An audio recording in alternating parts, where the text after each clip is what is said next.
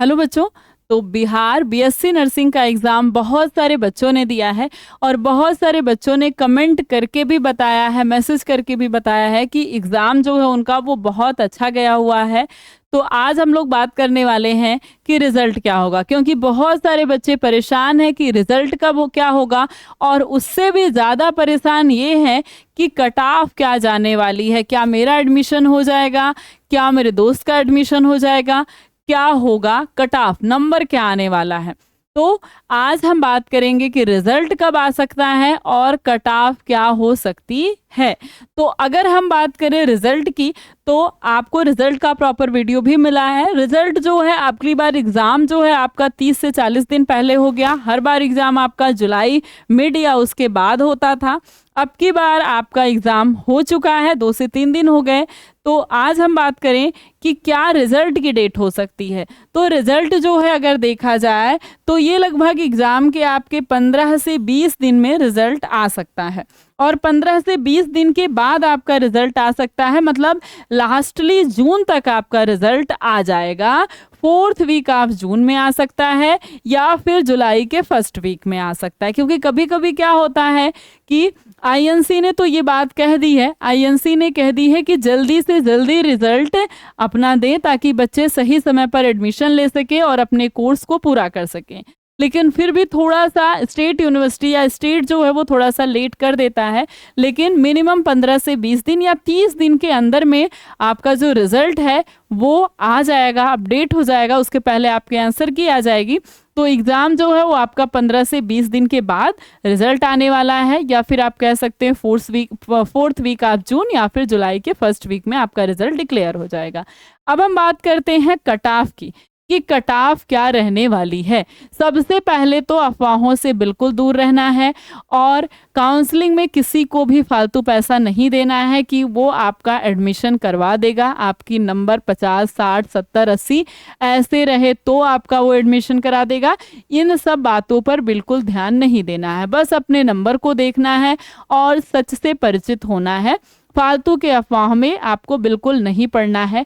तो ऐसा कोई भी व्यक्ति हो जो आपको कहे कि 70 नंबर है हो जाएगा, 60 है हो जाएगा, 50 है कोई दिक्कत नहीं हो जाएगा, तो बाद में ये बातें आपको बहुत ज़्यादा और परेशान करेंगी। हो सकता है पहले से आपको पता रहता हाँ नहीं होगा, तो आप उस बात के लिए तैयार रहते। तो और दूसरी बात, अब हम देखें रैंक। तो आपको जो मिलती है वो मिलती है रैंक, और रैंक होती है 2 प्रकार की। एक होती है ओपन रैंक, यानी कि जितने भी कैटेगरी के बच्चे हैं, unreserved, OBC, EWS, EBC, SC, ST, सबके साथ आपकी रैंक बनेगी, वो ओपन रैंक कहलाती है।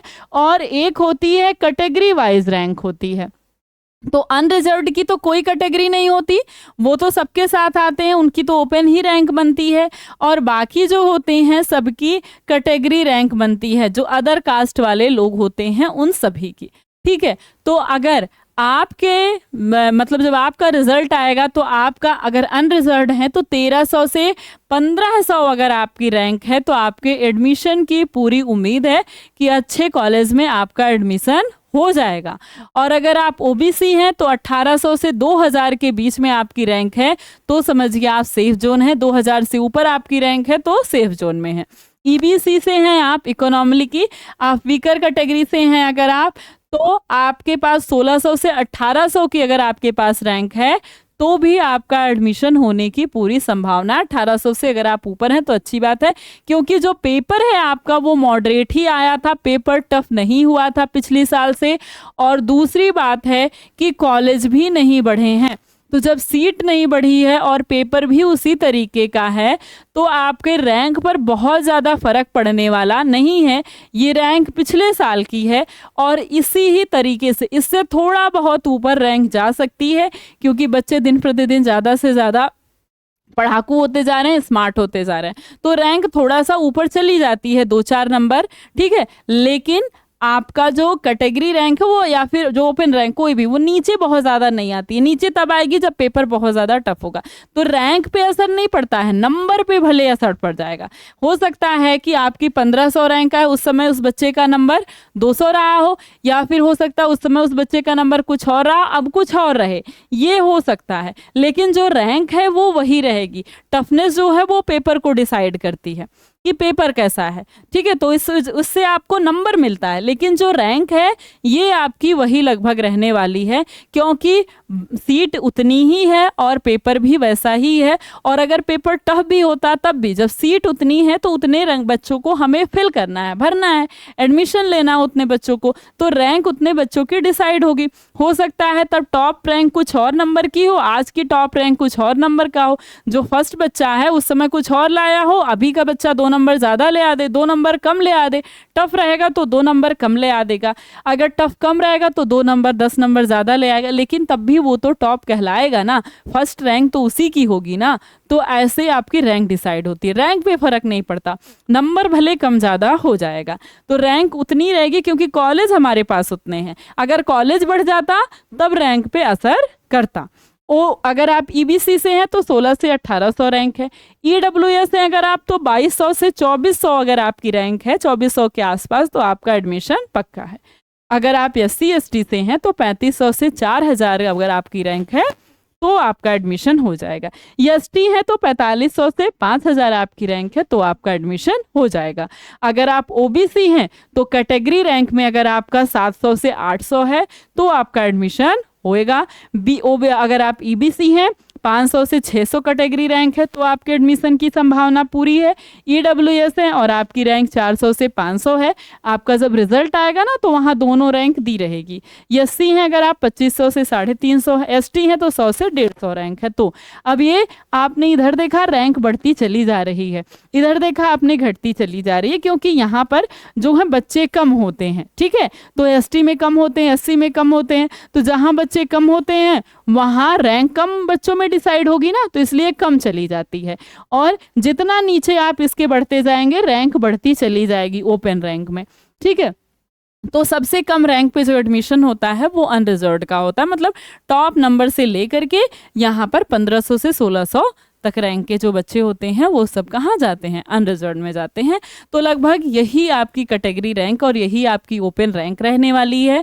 हाँ, इससे आपको बहुत सावधान रहना है कि कम नंबर आया है तो फालतू जगह से आपको एडमिशन नहीं लेना है, कि बहुत ज़्यादा या प्राइवेट कॉलेज से अगर आपको बहुत ज़रूरी, बहुत जल्दी नहीं है और पैसे की थोड़ी सी कमी है, तो अगर आप प्राइवेट कॉलेज में एडमिशन लेते हैं तो 6 से 8 लाख रुपया आपको प्राइवेट कॉलेज को भरना है।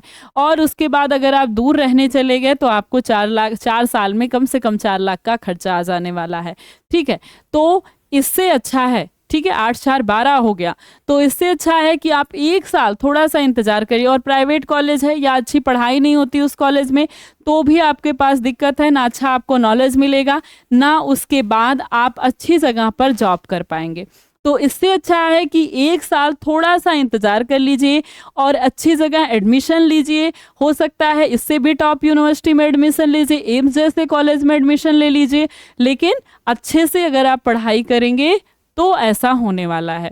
और यकीन बैच आपका लॉन्च होने वाला है, लगभग 1 से 2 दिन में ये यकीन बैच लॉन्च हो जाएगा। और इस बार भी बहुत सारे बच्चों ने पढ़कर इस बैच से बहुत अच्छा नंबर ले आया है, चाहे सीनेट का हो, चाहे बिहार का हो, चाहे एम्स का हो।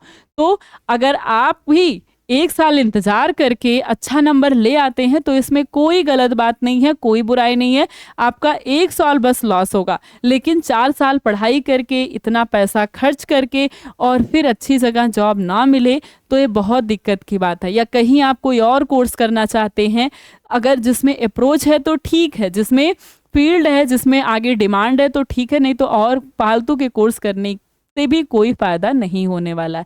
तो बैच से जोड़कर या किसी भी तरीके से जैसे आप चाहते हैं आप पढ़ाई करिए। 6 से 7 महीने, 8 महीने का समय होता है, बहुत ज़्यादा समय नहीं होता है। आपका जून चल रहा है, जुलाई में आपका रिजल्ट आएगा, काउंसलिंग होगा, अगस्त में आपकी पढ़ाई होगी, तो 1 सेमेस्टर आपका जाएगा। कहने को होता है 1 साल, लेकिन सेमेस्टर आपका लगभग 1 होता है। उसके बाद दूसरा सेमेस्टर जो है ना वो जुलाई उलाई में होता है।